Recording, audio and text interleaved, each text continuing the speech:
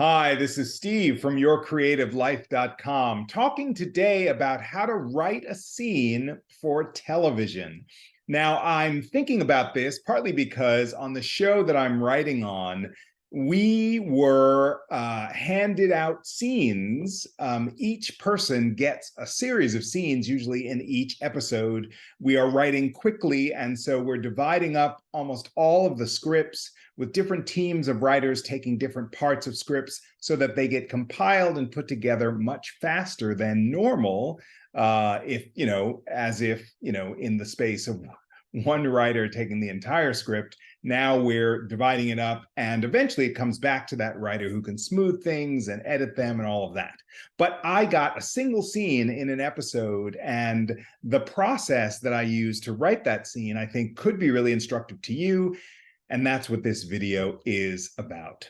So the scene was in an episode that had a bunch of details, as they always do. There was a protagonist, there was an action thing, there was I was handed a scene that was mostly in the space of resolution, but had a bunch of details and a bunch of things it needed to hit. So here's what I did in my process of writing that scene, and I only had a little bit of time to do it. So the first thing I did was I made myself a list of everything I thought that needed to be in that scene. And of course, we have an outline, so the outline describes what the scene should look like. But I also knew from the discussion in the writer's room that there were several things that the expanded scene needed to have that perhaps the outline didn't have. So the first thing I did was I made a list. It needs to have these 5 things. The second thing I did, after writing out those logistical things that the scene needed to have, I also wanted to put some sort of certain energetic spins in it. I knew there needed to be a sense of resolution.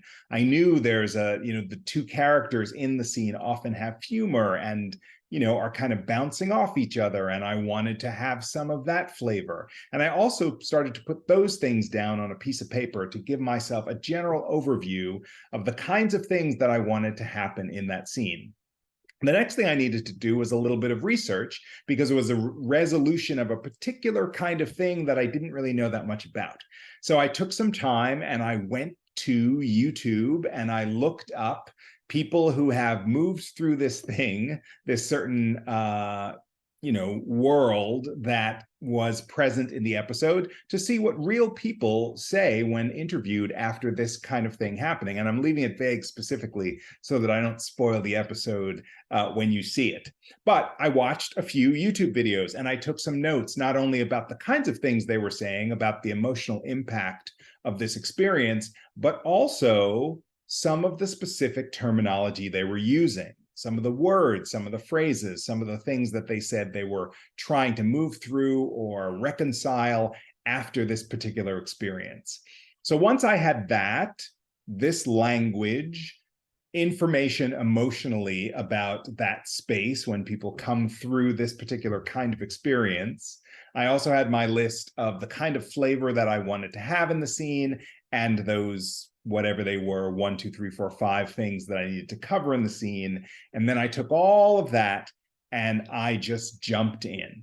I found a starting place, which is often for me, well, how do I describe where we are? And this place where the scene was taking place had been described earlier in the episode. So I went back and looked back at that description, and I went back to the scene that I was writing, and I used some of the elements of that description, but also thought to myself, where specifically in this place are they? It was a house. So what room in the house, are these characters sitting in? And where are they? Is it the living room? And I also knew that I wanted to have one character who was partially out of the scene, but who the other people were talking about. So I set that up in my mind, and I did scene slug and stage directions describing the room, describing the characters and where they were placed, and then I was ready to go. And then I went to my list. Okay, I know that this kind of thing needs to happen, and I just started there. Because I think often in my mind, rather than trying to do the perfect scene, I'm really just trying to throw something out, put something on the page,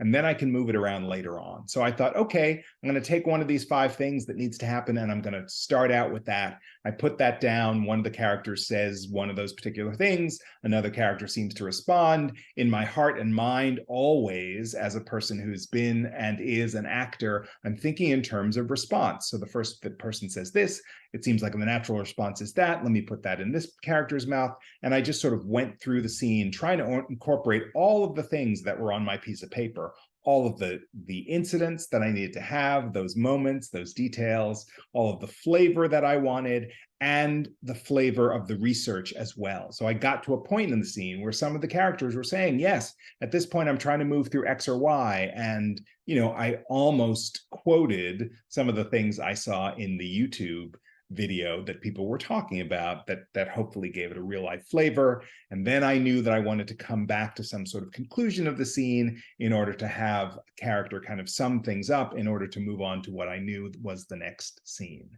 And that's what I did. I put that down. I rearranged some things. I thought, I read it over. I tweaked, I changed some stuff, I cut some things out. I thought, oh, this would go better with that. And I gave myself an entire experience of, after writing it, of rewriting and going back and thinking what could be better, what could be sharper, until I felt like at the end of a certain period of time that I'd covered the scene pretty well, and that I kind of revised and looked at it in a couple of different ways that I thought absolutely served the episode. And once I did that, you know, I saved it in Final Draft and I emailed it to the person who is in charge of the episode, who collected all the scenes, for her to shape and zhuzh further and then put into the longer script. And then here's a thing that I think is very important that I've learned as a profound kind of space of surrender, is that in the world of TV, then I let it go. You know, happy to see it when it came back in the draft that was handed out. In this particular instance, nothing had been changed, but also feeling in the surrender space that I have no ownership. I have laid down a framework of this scene, and if other people who are more in charge of this episode or more senior to me on the writing staff need or want to change it or shape it, that's absolutely what I'm here to do, provide a framework that other people can build upon without being territorial about those words were the best words. So that's the process for me, coming up with those lists, the things I need, the flavor, the energy that I want, doing some research about the character stuff, doing some thought and reflection on what the previous thing was in terms of where the setting was and how it was described, describing that and jumping in and seeing what I get, and then rewriting, revising, and rewriting and revising until I feel like I've done the scene justice. So that's it. That's hopefully a useful technique for you to use when you're writing a scene, whether it's a single scene or a play with a single scene in it, or each scene in your script from hopefully from an outline that gives you a space to jump off and then to fill in the gaps of detail and character and place and humor and flavor and all of those things that make scenes exciting to watch and to participate in creating. I hope that's useful. Give it a thumbs up, this video, if you appreciated what I had here to say, and if it's useful to you. Definitely subscribe to this channel so that you can get all of the videos that come out. I leave one every week about the writing life, my experience in it as a TV writer and a playwright, hopefully to inspire you to create your own work out there in the world. Also, check out yourcreativelife.com, which is my website that tells you all about what I do as a coach to help writers like you get further in the creative world toward your own dreams. On that website, you can find out about my newsletter to sign up for. You can also find out about the podcast that I've created and read some articles and all sorts of other goodies at yourcreativelife.com.